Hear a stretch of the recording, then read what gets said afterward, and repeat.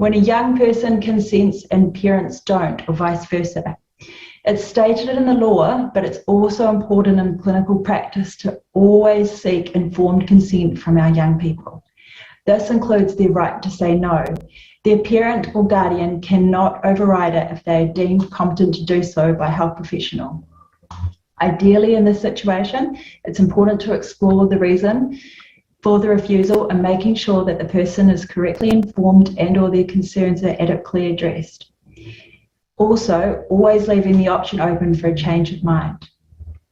If the parent or guardian is providing the written informed consent, invite their young person to sign or simply write their name or even draw a little symbol next to their name alongside them. That's a good idea. The key points from a legal perspective, it's that age is not really a proxy for determining competence, but certainly below the age of 12, in practice we do tend to use it as that. But at law, there's no bright lines actually in place in terms of when a person cannot give consent. We generally have a presumption towards consent, but what we're doing, and this is in the guidance that's provided to you, is to enable that to be managed in practice, recognising that for young people, there are competing considerations in their lives, that their guardians may have conflicting views or they may not have a guardian. So we look how we manage that in practice and where it's sort of safer to make sure you have consent or where we can just rely on the young person being able to give consent themselves. This is a really safe vaccine, and there are very few reasons why anybody might not be able to have the vaccine, but particularly that a child might not be able to have the vaccine because they're very unlikely to be on blood thinning medication, for example. That's just one point. So I guess I just want to start from the point that you know, these kids, 12 to 15-year-olds, if they're deemed competent, are maybe used to accessing healthcare on their own. I'm thinking particularly contraception, sexual health, and a lot of these young people who live perhaps in families that are a little bit more chaotic will be completely used to being able to make these decisions about their own health on their own, and so it's important that we respect their legal right to do so.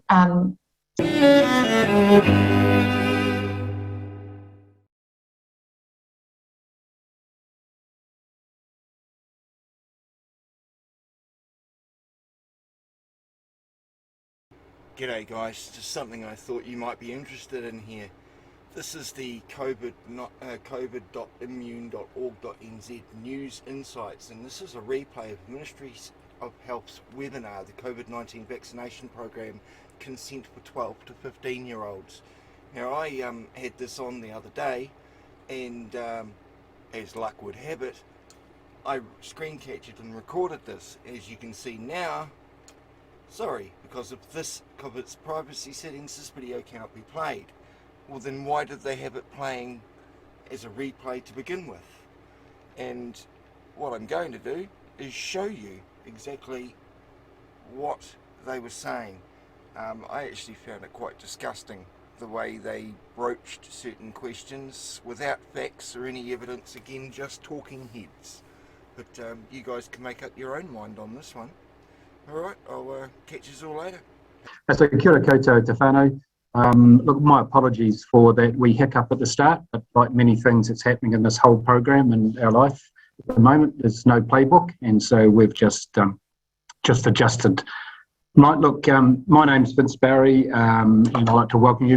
I'm presently seconded to the ministry. My day job is Chief Executive for Pegasus Health in Canterbury, which is a primary care network, and going way back, I'm a mental health nurse by training, so I've wandered around the health system for a few years now. But this is not about me. This is about the opportunity for us to have some discussion, listen to a couple of our experts and have some really good discussion with an expert panel about the consent issues for our 12 to 15-year-olds as we move the program of immunisation now into another gear.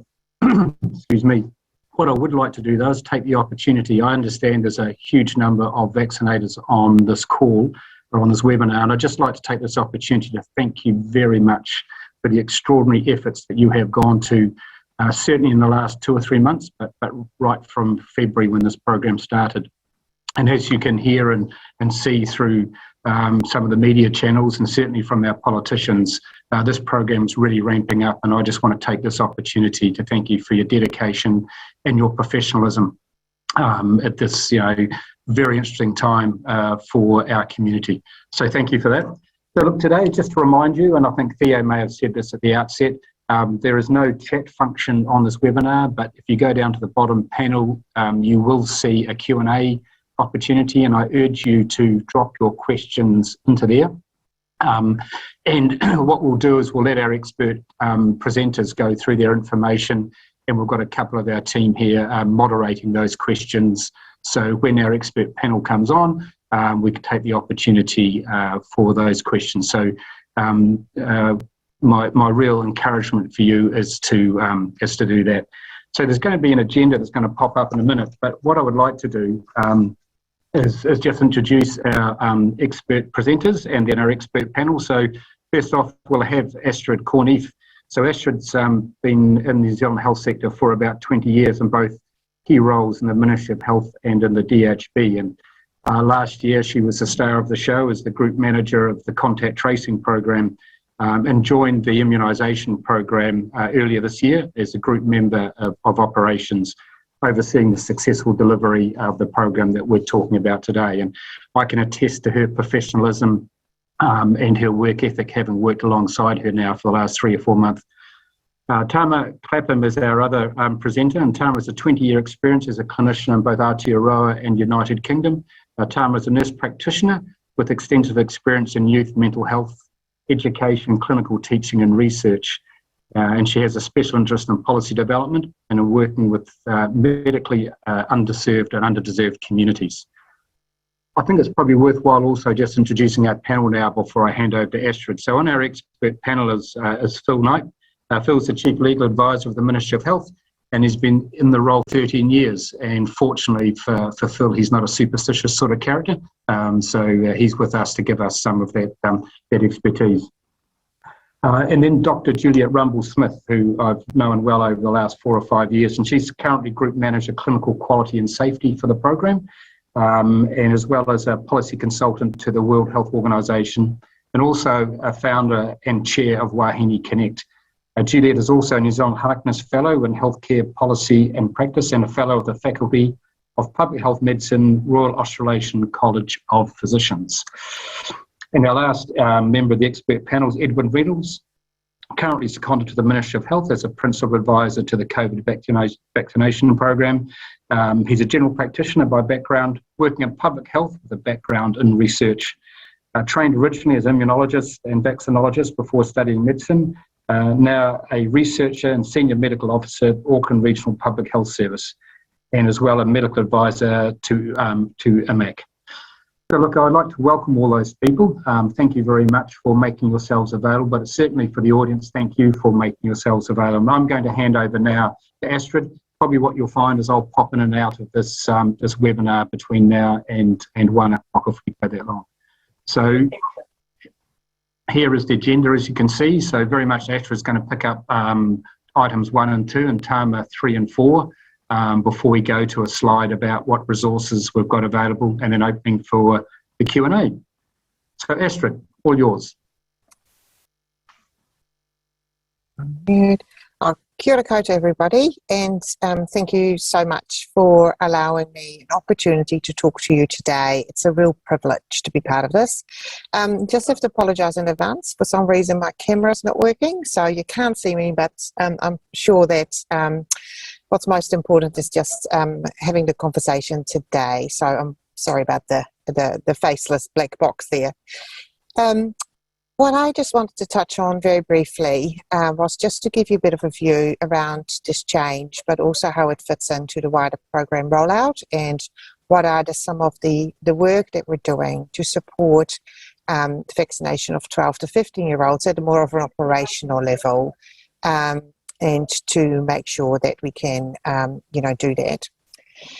So last Thursday, the Prime Minister announced that with MedSafe making a decision about being able to use the vaccine for 12 to 15-year-olds some time ago, that the program would commence implementation of those young people being able to attend for vaccination, and that what we were looking to do was to support those young people to come with their parents as part of their vaccination event if the parent was eligible.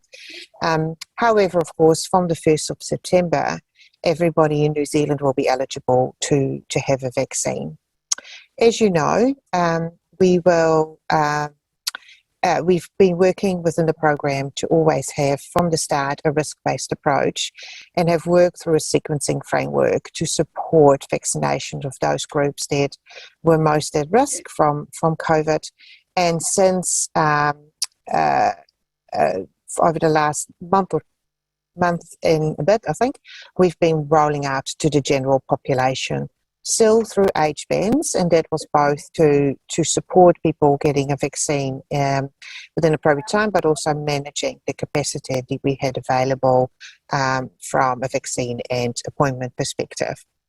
We've been really lucky that we've had great tools developed to support the vaccine program over the last, since its implementation in February. So we've got the CAR, which I'm sure you all use, to support documenting when vaccinations are done, with the critical information with that. But also we've got the booking tool that we developed back between April and June to support people being able to make their own bookings. In addition to that, of course, we've had brought on and been incredibly supported by primary care, including hauora providers, GPs, pharmacies and urgent care providers, in the overall rollout of the program over the last few months. And we're seeing some great scaling from that perspective.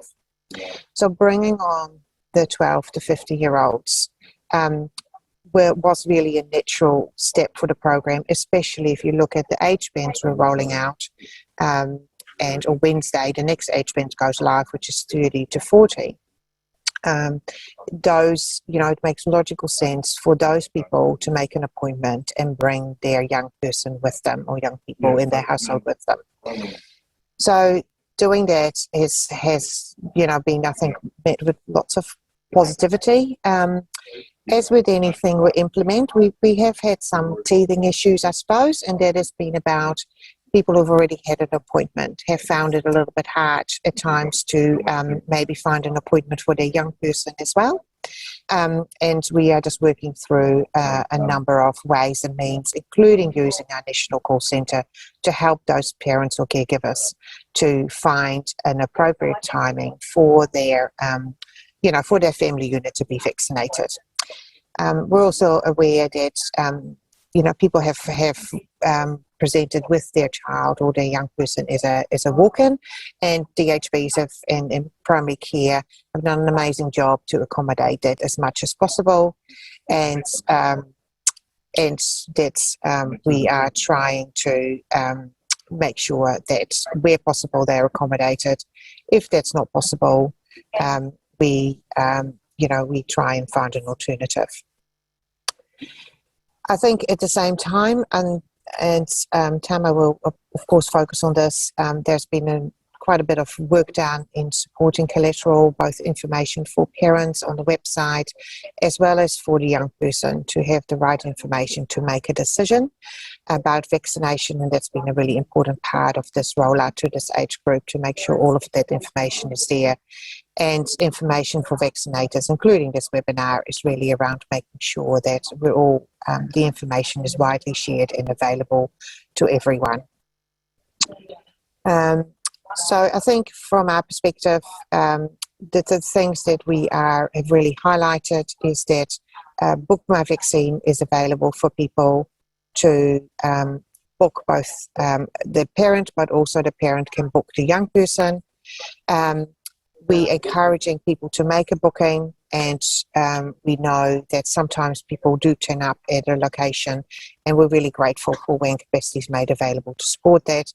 But the National Call Centre through Whakarongarau Aotearoa is available to help parents and caregivers to find a suitable time for vaccination as a family unit. And as always, we don't require identification for young people, but of course we'll check personal details as part of our appointment and making sure that the right person is being allocated to the event in CIR. I can tell you that as of yesterday morning, we had vaccinated just over 6,000 young persons between 12 and 15, and I'm sure that the number will be slightly higher today. I'm going to leave it there and just mute my mic. I'm concerned there's some background noise, so apologies for that. But I hand back to Vince. Thanks very much, Astrid. That's fantastic. Look, I'm encouraging you guys to drop some questions into the Q&A again. So again, thank you very much, Astrid. And now I'm going to hand over to Tama.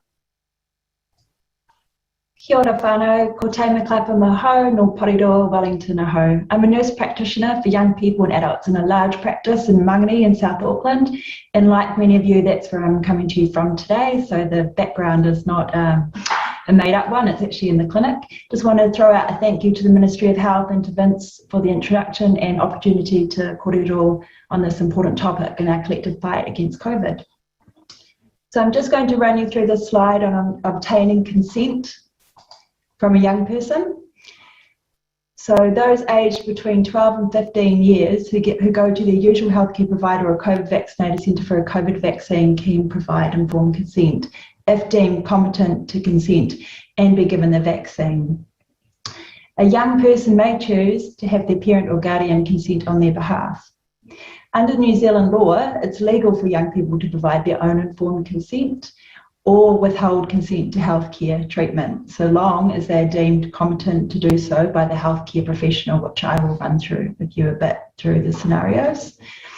It is the responsibility of a healthcare professional to determine if a young person is competent to provide that informed consent.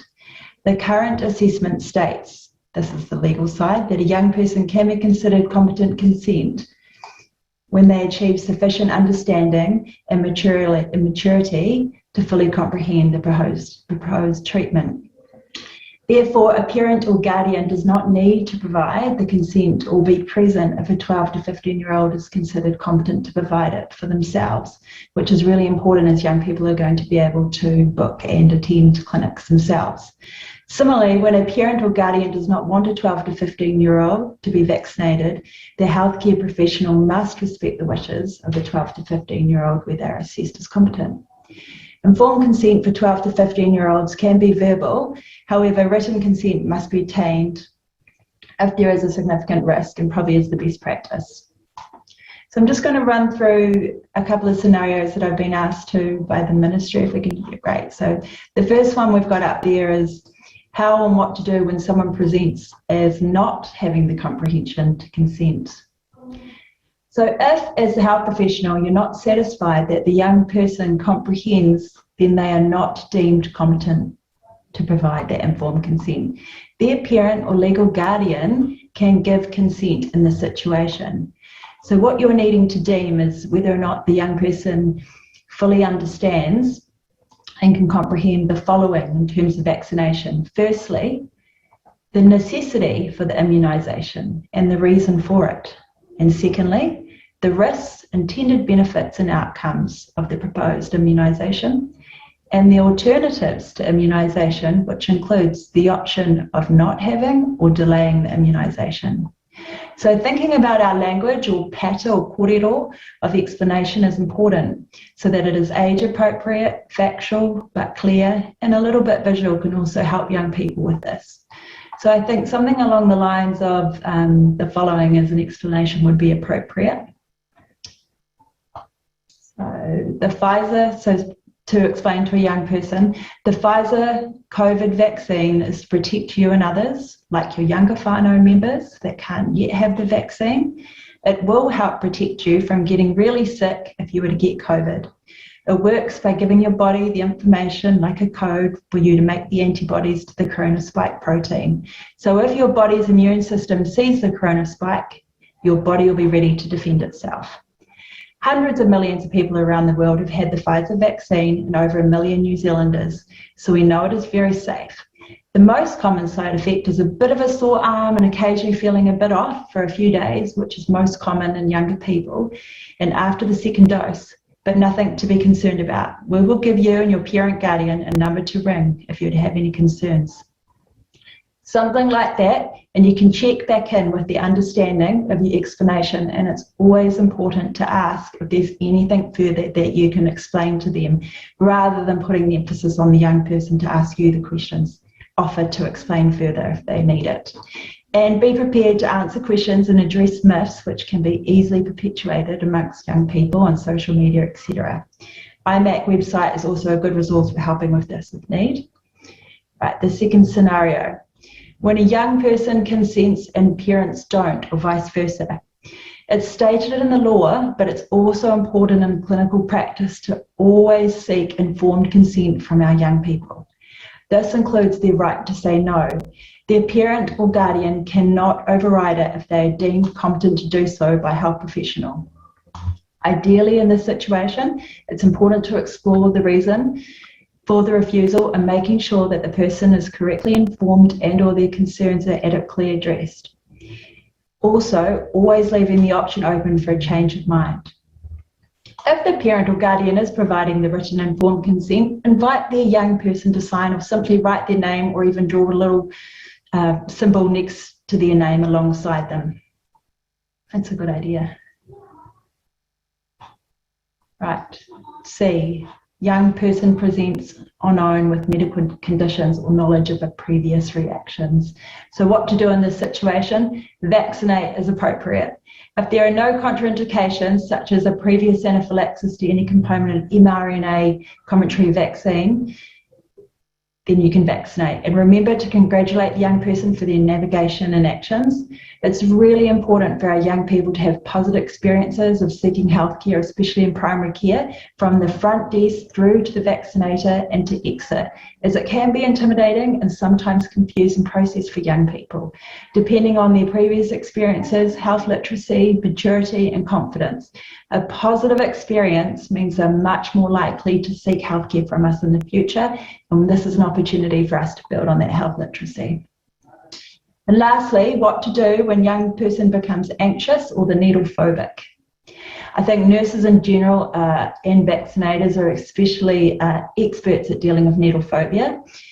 In the same way that a needle phobic adult requires support, so do young people. Although the emotional response is often less regulated with young people, as their prefrontal cortex, which regulates emotion, is still developing. Phobia is not the same as refusal. Needle phobic people are often consenting, but have a phobia which is an irrational fear. Sometimes needle phobia does lead to non-consenting, so that's important to note as well. Young people have had lots of recent experience with vaccines at school during years 7 and 8, probably more so than what adults have in the recent years. So what to do? Just as you would with an adult, listen and empathise, take the time, give them the extra support, but balance it up with not drawing it out too long to allow for the anxiety to escalate, making it more difficult to reduce it. Offer them the choice to go first or last in the whānau group. Offer the parent or guardian to hold their hand, or even to hold them as they would have as a preschooler on their lap. Use distraction techniques, get them to tell you a story, tell them a story, count backwards from 100 in threes, and most importantly, when the vaccine is finished, remember to congratulate them and remind them to store it in their memory banks for next time, so that they know that they've got it for next time. And if necessary, allow them to rebook. After all, we all have off days. Ngā mihi, everybody. I'll hand back to the ministry now to coordinate the questions. Cheers, Vince.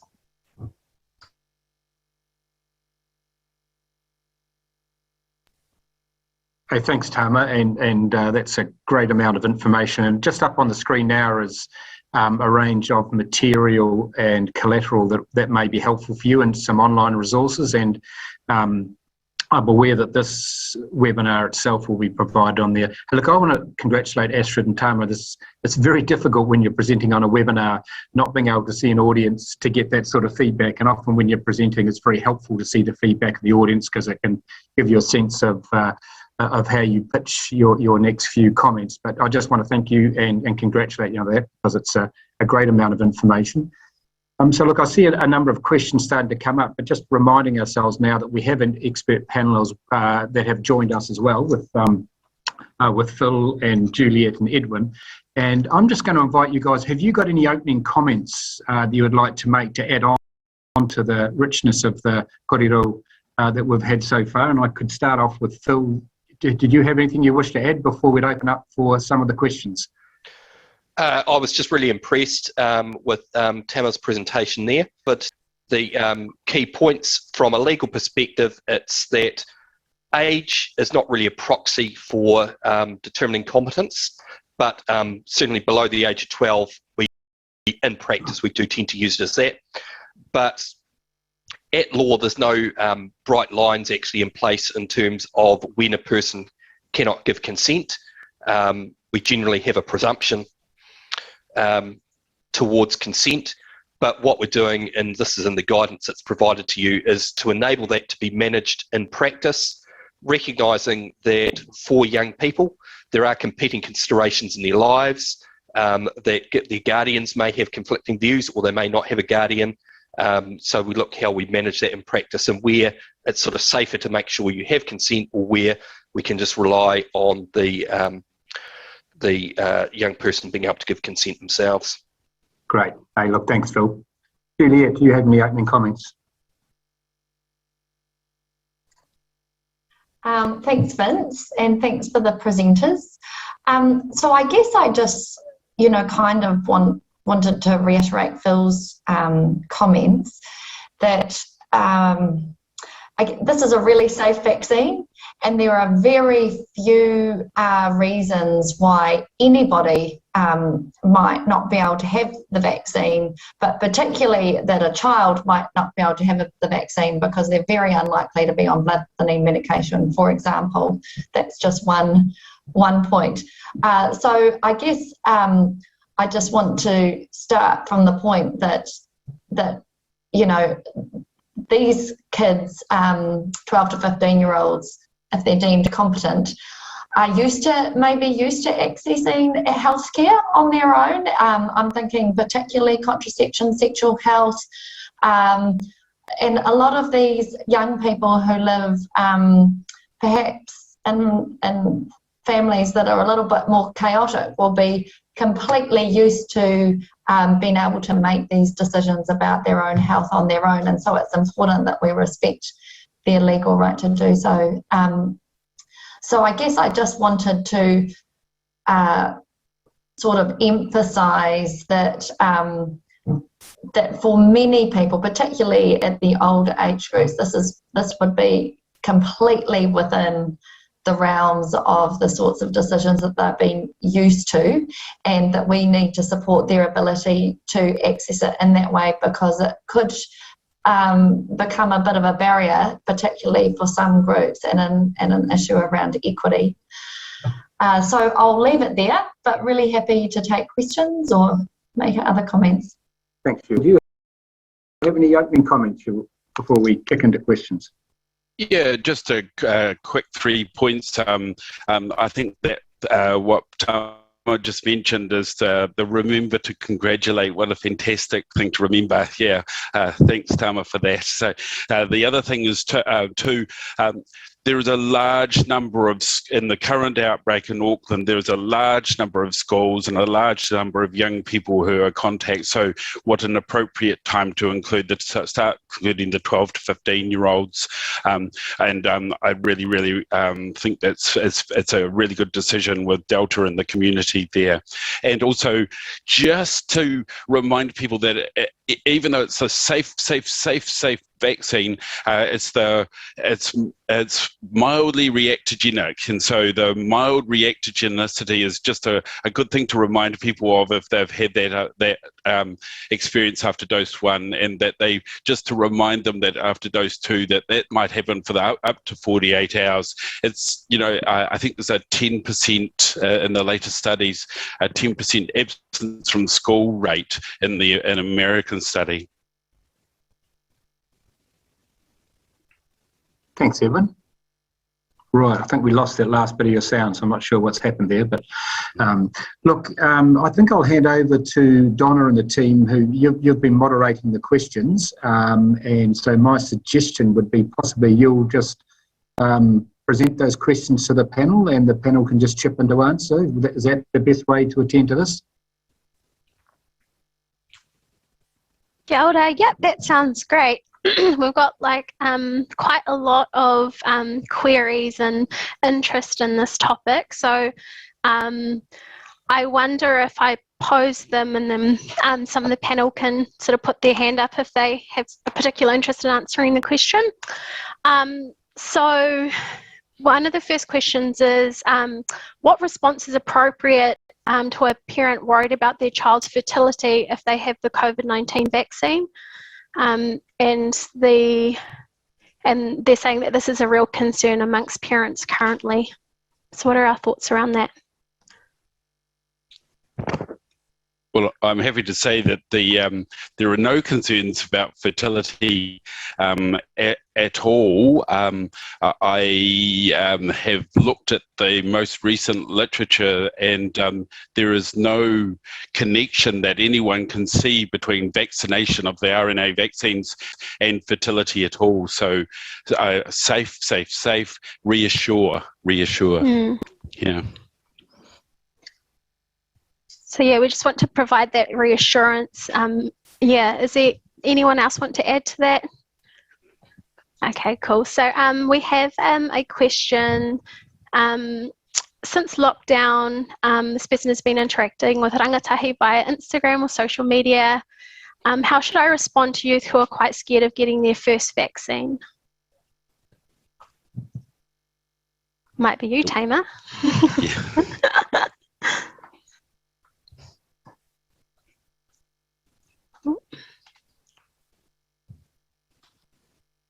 Doesn't sound like we've still got her there. She's still present, so just want to hold that back, Donna. Cool, that sounds good. Also, what steps are the ministry taking to minimise administering either HPV or boostrix too close to the COVID-19 vaccine? For example, in school-based immunisation programs. Yeah, like what steps are we having in place to make sure that there's the right space between? I'll jump in there and then Julie. to Edwin. Yeah. So I guess what I would say is our advice is, remind me of this, I think it's 2 weeks apart for influenza and 4 weeks gap for live vaccines. But the fundamental thing is they get their vaccinations. So we're aware that people are getting a bit squirrely about making sure that it's exactly the right timing, but really the key thing is that people get their vaccines when they're offered them, and we don't want people to delay. So on this, the COVID vaccine technical advisory group are re-looking at the evidence around, can you give vaccinations together, like literally at the same time? How far away can they be? Are we really worried about it? And so we might be able to come out with a bit more clarity on that one in a bit. But essentially, the reason that we have this kind of protocol around the times between is just because that's how the original studies were done. And so we haven't done the studies that go, and what if you give it, the day before, what if you give it on the day, all that sort of stuff. So it was just around kind of providing information about what we did know, as opposed to being concerned that there was an issue, if that makes sense. I'll hand over to Edwin now. Yeah, so I agree. Juliet's very, very correct there. So there is basically, because these RNA vaccines are new on the market, no one really knows if there's interaction with other vaccines. So that's why we've been particularly careful at the start of the rollout to just mention the 2-week gap between flu and the subunit vaccines, and 4-week gap for the MMR and live vaccines. Yeah, but a big but around that, we are in the middle of a worldwide pandemic. We want to get vaccine into arms as soon as possible. If those people are in front of you right now, offer them everything. For them, everything with a safe gap between. Yeah. Cool. I'll hand over to you, Mel.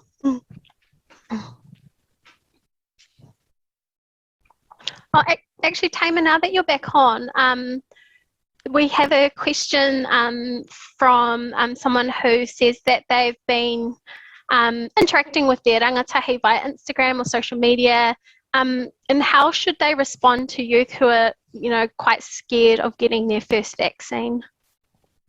Donna. I think validating feelings is always a good place for starting to respond, is that, none of us like vaccines particularly. This is quite scary, and but that we are all in this, going through this together, and just to remind them to stick to the facts and direct them to good websites for places, and also to try and kind of get those positive stories going for young people. Yeah. I might just add to that. I guess the other thing is, it's always good to think about what you might gain, and the thing is a fully protected population is how we're going to get to where we want to be, which is being able to live our fullest lives, essentially, in the context of a pandemic. So, young people, they should get vaccinated to protect themselves, because even if they don't, they're less likely to get really, really sick. It's still completely unpleasant. COVID-19 is rubbish, and there's long COVID, and everybody should want to avoid it. The second is that everybody has somebody in their whānau or in their community who needs the best protection they can get, and by each of us vaccinating ourselves, that's how we can provide the best protection to those people that we know who are at greater risk of really poor health outcomes if they get COVID-19. So that's what we can do to, my parents are 80, that's what I can do to protect them. And then I guess the third piece is that we're in this team of 5 million, and, this is a team sport, vaccination. And so that's how, that's something that young people will really understand about being part of a team, and about what they can do, and that every person in that team is really important in doing their bit. So I guess I would just suggest to talk with these young people about sure, yes, it protects them, but it's also their role in this other, greater movement. And that's how we're going to have 660 back playing again, and that's how we're going to have the All Blacks, playing in our own backyards. So, that's where we want to get to. I love that. We all do want to live our best lives. That's really good. Thanks, Juliet. Yep. Kia ora. So Donna and I thought we'd just take turns here feeding through some questions that are coming through. There's a group of questions from the audience with respect to eligibility and what information young people need to present with if coming to get vaccinated on their own. So there's a question about whether or not international youth are able to be vaccinated. And then there's a question about whether or not they need to bring ID and have contact information, emergency contact information. So who and what do they need to present with? So look, I can answer the first part. So in terms of eligibility to be vaccinated, so the government has put in place a new eligibility direction that is basically for anyone in New Zealand has access and is entitled to the publicly funded vaccine. So in terms of, even if a person otherwise wouldn't be eligible for publicly funded services, they are eligible for the vaccine. And that reflects the fact that in terms of, from a public health perspective, it's in our interest to make sure as many people are as vaccinated as possible. Fantastic, thanks, Phil. And then with respect to presenting on their own to come and get their vaccination, there's a question about whether or not they need, what type of ID or identifying information they need to provide, and whether or not they need to provide emergency contact details, what that would look like, I guess, anticipating if there's a need to contact someone if something happens. Yeah.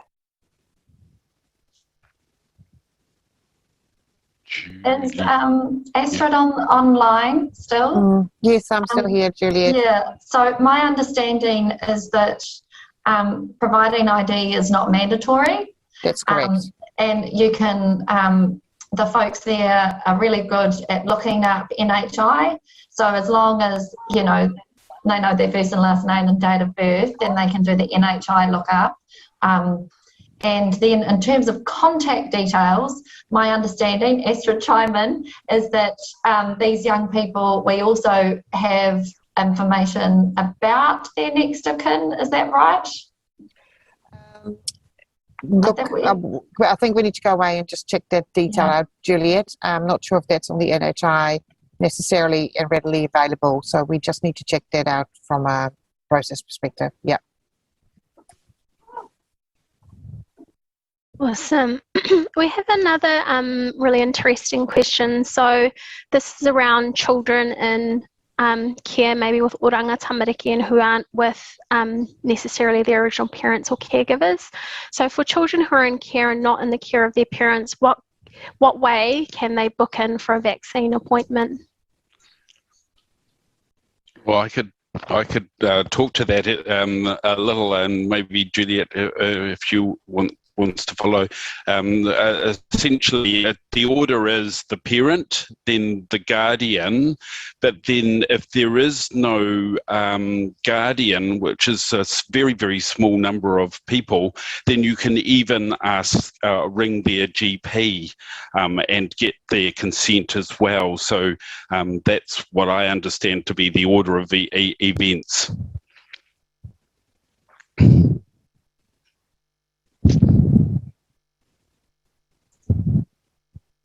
Okay, thank you, Edwin. I think that Tama might have covered this off in some of the scenarios that she took us through, but there's a question about, so maybe just reiterating, what happens if the young person is potentially not deemed competent and or the parents disagree with one another. So I guess just navigating those kind of differences of opinion.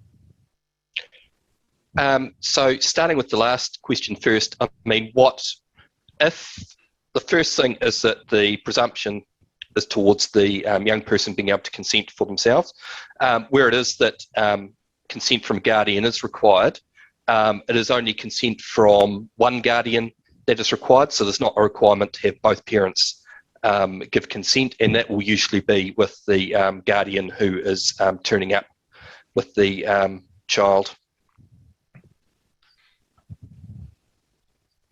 And we've got, oh, no, you go, Edward. Yeah, and just to say that the 0800 line are very used to those types of questions. Before COVID came along, we were getting those sorts of questions all the time. Yeah, so just ring 0800 if you have any doubts at all. Cool.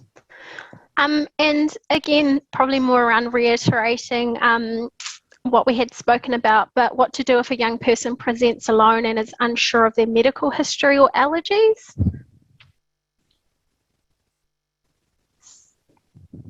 I guess this goes back to what I was saying in the beginning. And I guess I'd also say that that's something that could equally apply to adults. Lots of people aren't too sure of their medical history and their allergies. So just to give people a bit of reassurance and confidence is that there are very few contraindications to this vaccine, and the only one is a severe allergic reaction or anaphylaxis to the previous dose or to some of the ingredients in that vaccine.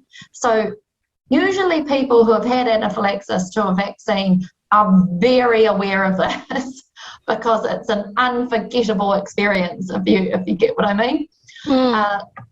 So that just provides a bit of reassurance there, and that all of that information that's on the what to expect sheet. So if the person reads through it, then it says, tell your vaccinator if you're on blood thinning medication. Now it's possible a young person might be on blood thinning medication, unusual, but they would know. Do you know what I mean? Because they take it regularly. And even then, that's not a contraindication. It's just something we need to know about. So there's extra plasters on hand. So, that sort of thing. But this is what it does come down to you as a health practitioner, and if someone really doesn't seem confident about giving this information, then they probably can't consent. And that's the same as with an adult. If an adult can't tell you anything about whether or not those things apply to them, then they probably need a hand.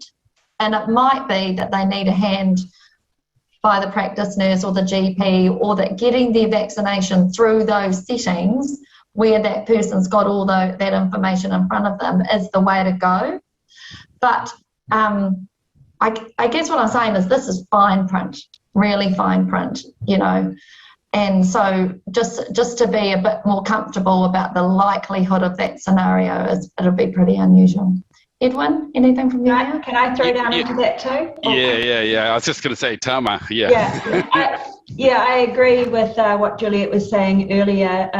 It's really important that we don't put up barriers, especially around equity for people to access vaccines. And of course, we're all concerned with our own professional safety. So get support, talk to a colleague, bounce if you need, but just make sure we're not putting up those any barriers. And if we are, we're working for that patient to make sure that we can do our best by them on that day. Yeah, that's what I want to say. And just to remember, there are standard competency assessments that can be done by your average health professional, and so if that's where the vaccine can actually be a really useful point, just getting them vaccinated, basically.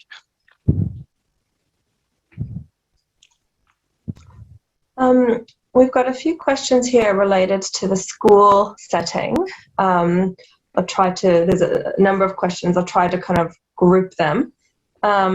So first of all, there's a question about whether or not there's any intention to include COVID-19 into schools-based immunization programs. So if someone would like to take that and then come back to the others related to schools. So it's probably better just to park that one, because I guess what we would say is not at the moment, but if COVID-19, if we are giving regular vaccines for this, then it would probably make sense, but that we don't have any exact plans for doing that in this year. So might be just an idea to put that one in a watch this space category. Thanks, Juliet.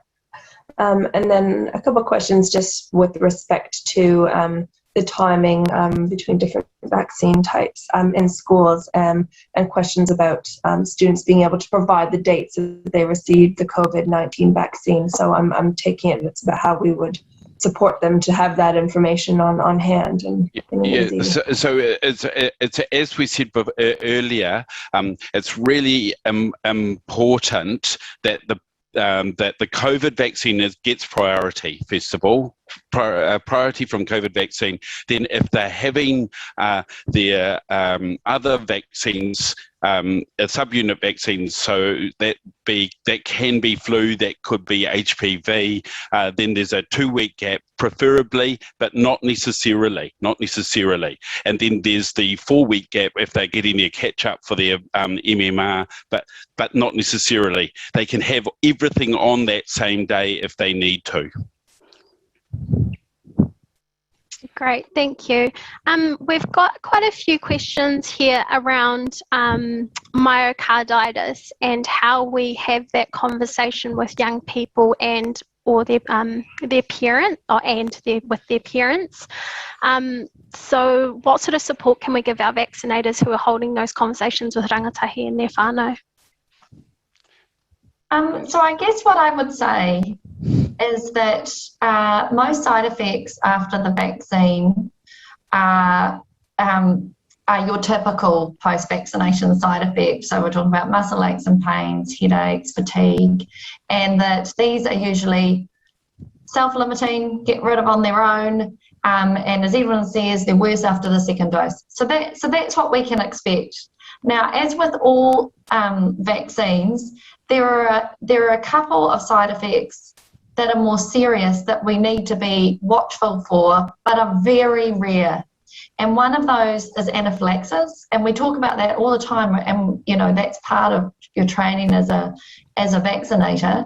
So that's about, I think, 5 per million. I think that's that incident rate of that.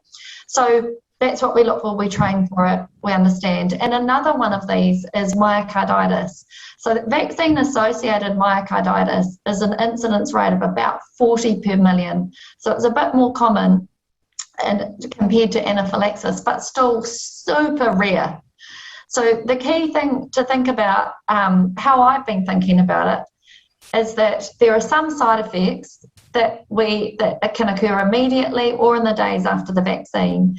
And if these, and myocarditis is more likely to affect young people, so those under 30. So what we're doing is updating all our what to expect sheets so that it tells people that if they have chest pain, shortness of breath, feeling faint, or racing heart, and immediately after the vaccine or in the days after the vaccine, then they should seek medical attention. Now, those symptoms, we would normally say people to seek medical attention. So, you know, those are good tenets to live by if you have chest pain. But I think it's really important that people know about these, because we want them to report these side effects if they experience it, because that's how we're going to get the best estimates of what's happening in our population. So I think how I would do it is be like, these are the common side effects, you know, not too scary but pretty likely, and then these are the things that are really unlikely but are more serious, and we want you to keep an eye on, and just those symptoms. And basically the key thing is to seek help if you experience it. Beautifully answered. Does that mean Juliet's taken that one? Mm-hmm. Awesome. We've also got some other things around what resources will be available after this to support, and we do have some resources coming through, some flyers for both vaccinators, for whānau and for rangatahi as well, to help them make an informed decision. There is other questions around, you know, what if the parent wants the son or daughter to be vaccinated, but the child's not keen on it, or even vice versa. You know, the child is keen to have the vaccine and is deemed competent, but the parent may not be on board either. So, can we get some sort of, I guess, advice around that? Well, I think the legal position's really clear, in that young people have the rights to make their own decisions if deemed competent, and feels right that we need to assume competency. So that legal position is clear. also these thorny issues come up all the time, and they come up with vaccines and they come up with other things, and we're used to dealing with that in the health system. So I guess what I would say is, you know, seek support if you get one of these tricky issues. IMAC are really experienced at having seen all these scenarios play out before, and they'll be able to give you really good advice. So that's the 0800 Immune line that Edwin was talking to, and Edwin works as a medical advisor for. So so I guess I would say is that, you know, you're not on your own. The health system has seen these issues before. We have guidance in place, and it's probably best taking a kind of a case-by-case approach if they get particularly sticky. But the fundamental thing is that 12 to 15-year-olds can give consent or refuse consent, a treatment, if, you know, assuming competency. So that applies to both a 14-year-old who, and I don't think this really happens, who's brought in by their parents and who is absolutely dead against it.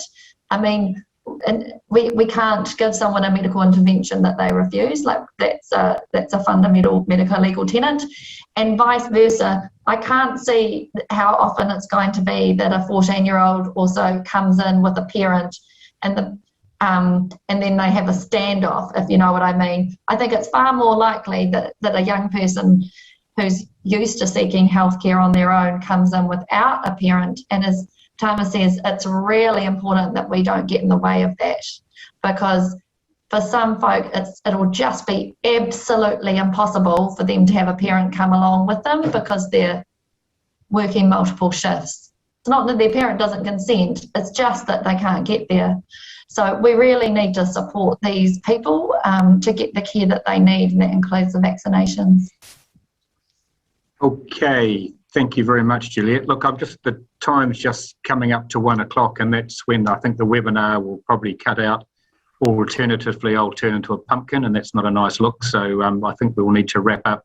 I just want to take this opportunity actually of thanking the panel, Phil and Edwin and Juliet. I really appreciate the expert advice that you have provided to people, and to Tama and Astrid, thank you very much again for your input.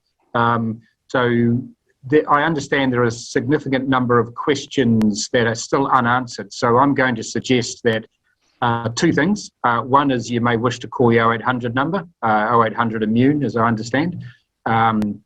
Alternatively, some of those questions we can group up, and we may be able to answer those and put them on the website, or with the information that we provide back after this webinar. I think that's probably the most practical solution. But that does give an indication of the expertise of this group and your inquiring minds as to get that there's a hell of a lot more information being asked for. So I'll just close off by thanking you, IMAC, for being able to put this presentation and this webinar together, but also again to you as vaccinators. It's you know, we are heading up to sort of the dizzying parts of this program as we head into some really concentrated vaccination requirements over the next sort of 2 to 3 months. And I just want to take this opportunity, like I did at the outset, thank you very much for everything you've done now. I know it's going to be really difficult and really hard for the next couple of months, but you have all our support. Thank you for everything that you do for our community. It's extraordinary. And so, mā te wā, everybody. Goodbye.